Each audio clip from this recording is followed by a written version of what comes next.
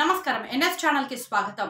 ఉమ్మడి మెదక్ జిల్లా ఆందోళన నియోజకవర్గంలో అల్లాదుర్గం ఐబీ చౌరస్తా వద్ద ఈ నెల 30న బీజేపీ ఆధ్వర్యంలో ప్రధానమంత్రి నరేంద్ర మోడీ ప్రత్యేక అతిథిగా నిర్వహిస్తున్న భారీ బహిరంగ సభ ఏర్పాట్లు ముమ్మరంగా కొనసాగుతున్నాయి.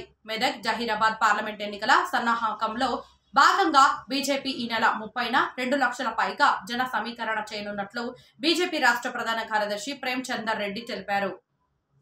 ఉమ్మడి మెదక్ జిల్లాలోని మెదక్ జహీరాబాద్ పార్లమెంట్ నియోజకవర్గాల బీజేపీ పార్టీ ఈ జనసభ సమావేశాన్ని ఎంతో ప్రతిష్టాత్మకంగా తీసుకుని అల్లాదుర్గంలో ఈ నెల 30న జరిగే జనసభలో పాల్గొనేందుకు ప్రధానమంత్రి హైదరాబాద్ నుండి హెలికాప్టర్లో నేరుగా సభాస్థలికి చేరుకునేందుకు ఏర్పాటు చేస్తున్న హెలిప్యాడ్ వద్ద వాయుసేన హెలికాప్టర్ సిబ్బంది ట్రయల్ రన్ నిర్వహించారు.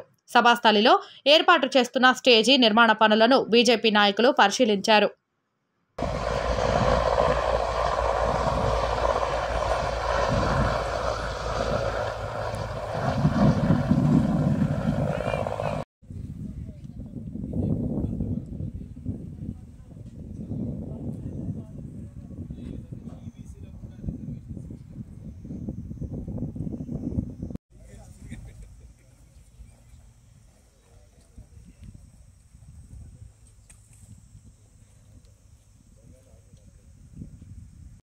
भाई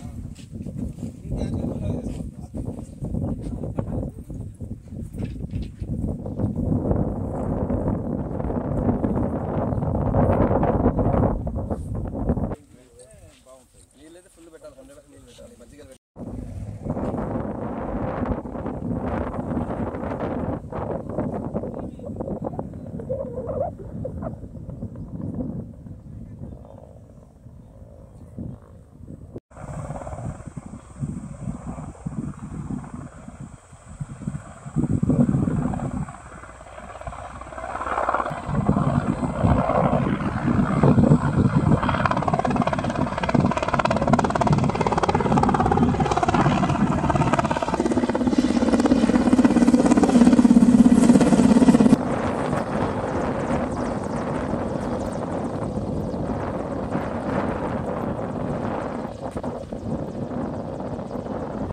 యావత్ భారతదేశంలో 400 పైబడి సీట్లు గెలుస్తున్న క్రమంలో తెలంగాణలో కూడా ఈసారి మొదటిసారి పెద్దపీట వేస్తుంది. తెలంగాణ సమాజం కూడా ఇవాళ మోడీ గారికి పెద్దపీట వేస్తుంది. 17 సీట్లలో మాధవిలతతో సహా అంటే హైదరాబాద్తో సహా 17కు 17 గెలిచే అవకాశాలు ఉన్నాయి. ఇది ఎవరైనా మాట్లాడితే 17 ఎలా గెలుస్తుందని ఎవరైనా అనుకుంటుండొచ్చు. అది మీకు జనవరి 4 జూన్ 4 రోజు మీకు రిజల్ట్ రోజే తెలిసిపోతుంది. ఇప్పుడు ఏదైతే మేటువంటి స్థానం విలువ కూడా తెలియకుండా నోటికొచ్చినట్టు మాట్లాడుతున్నాడు రేవంత్ రెడ్డి గారు.